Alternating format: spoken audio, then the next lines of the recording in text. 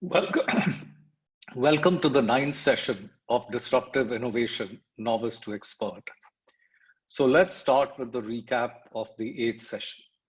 So in the eighth session, I talked about how it was pretty important to avoid personal burnout. At this point, I had been working on this project for about a year. It had been a very exhilarating year, but a very taxing year. And I talk about issues of burnout and how you can place a lot of importance on yourself, which is quite misplaced. So if you haven't seen the eighth episode, I would really recommend that you do. And then in that, I also talk about the importance of monthly meetings and how they should be conducted. And also the question saying that once you've completed your initial first phase of growth, which is scaling, then what do you have to think of next? Okay, so in this session, I'm going to talk about a very important concept, which is we realized very soon, though we had started with products, what the customer was buying from us were not products, but they were buying solutions. Like one person put it, who's the CFO, saying, you are like selling aspirin because you give me a solution for all my headaches when it comes to monitoring my sales, monitoring credit, and so on and so forth. So that was this company, Cadbury, where we kind of realized that before we were providing them all this service, they used to have a couple of people, getting telexes. So telex was a form of communication at that time. And they had, so they would get telexes from every single of their branch offices on the sales, put that together, then try and see how much of that money had come in. And it was a nightmare. But here we were able to give them without all their branch officers having to bother. We had a report which told them how their sales were and how they were broken up and so on. And because we were posting the returned items individually, they could see which dealers were returning items, and it improved their credit processes a lot. So because we were talking to people, we started designing reports and things which really helped them. And that made our product really, really unique. Now, we also did some other very interesting things. Like there was a company called Telco, which manufactures trucks. The company still exists. Now, when someone bought a truck, they gave them a check, because to get a demand draft was not that easy and it was expensive. So they would give them a check, and sometimes, and if they wanted to sell that truck, they would sometimes accept checks. Now, the thing was that if they had to make sure that that check didn't bounce. So they won't release the truck till the check bounces. Now, if we were able to give them a receipt with a stamp saying that this particular check has cleared, then it would be very good for them. And since a truck is a relatively expensive item, this check was pretty large. And with a little bit of extra effort, we were able to provide them that service.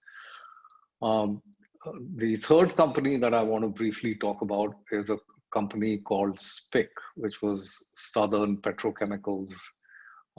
And it used to make fertilizer. And every month or so, they would get a very, very large fertilizer subsidy. Now, we actually had a person who was waiting for this fertilizer subsidy check at the Ministry of Fertilizer. That person would take the check and put it into a bank account, and the Southern Petrochemicals would get immediate credit of this subsidy. And we would charge them 2 rupees 1,000, which on something like 8 crores was a very, very large sum of money for one transfer.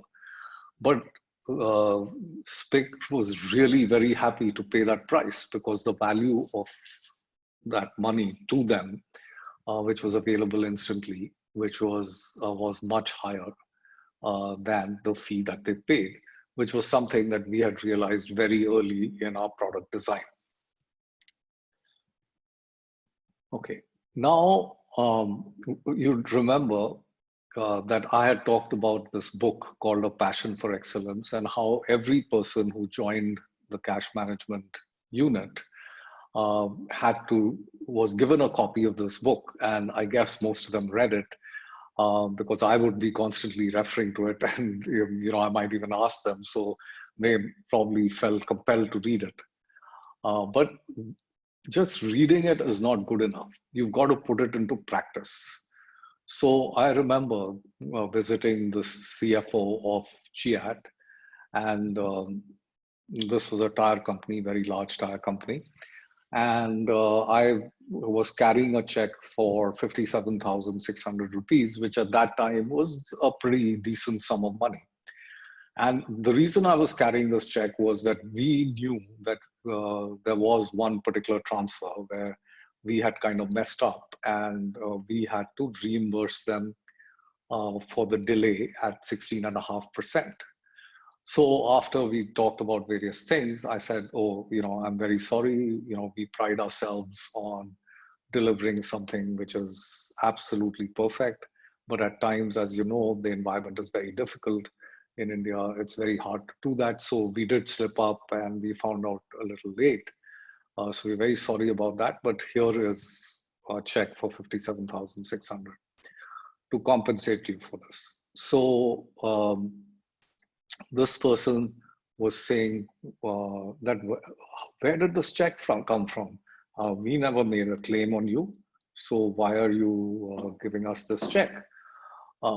So I told him, well, you don't need to make a claim on us. If we have delayed something, we know we've delayed something. And even without your making a claim, we are giving this to you with full details of why we are giving it to you, so that your accounts department can track it and they don't have to make a claim. So this person was so surprised at this that he told us that as long as I am the CFO of Chiat, I don't care what kind of proposals I get, whether people do this for me or cash management for free for me, but the cash management business of Chiat will never leave Citibank. So this is the kind of loyalty that we built, and this becomes very, very important when you have to deal with competition and undercutting prices, poaching people, etc. Because what the competition does not realize is that what we are doing is not just selling a funds transfer, but it's a whole package, a whole solution. Okay, the final thing in this session that I want to talk about is that we used to track market share and market share among the top 300 companies in India. And we wanted to try and reach 100% of these companies. Now, we ended up reaching 95, and the 5 that we didn't reach were people who, had Citibank had sort of closed on their loans or done something pretty bad to them earlier, and that was something that they would never forgive Citibank for. So it was only because of that that we didn't reach 100%, that there were a few companies like that who had sworn that they would never do business with Citibank again. So leaving those, we had a very, very large number of public sector companies. And these companies were in our target market, but they could not open bank accounts with Citibank. So we came up with a really innovative solution, which was that they would open dummy accounts with us, which were only meant for funds transfers. And as soon as money came into this account, they would tell us where their actual operating account was, and we would issue what is called an RBI check, which cleared instantly, and that money would reach their account. So now it didn't matter whether they had a bank account with us or not.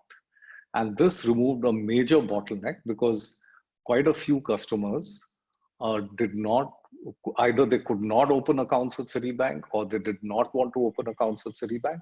But that no longer was a problem for us to handle their cash management business. That in this manner, we kind of reached our 95% market share. Well, that's all in this session, and we will continue the story in the next session. Thank you very much for listening to me.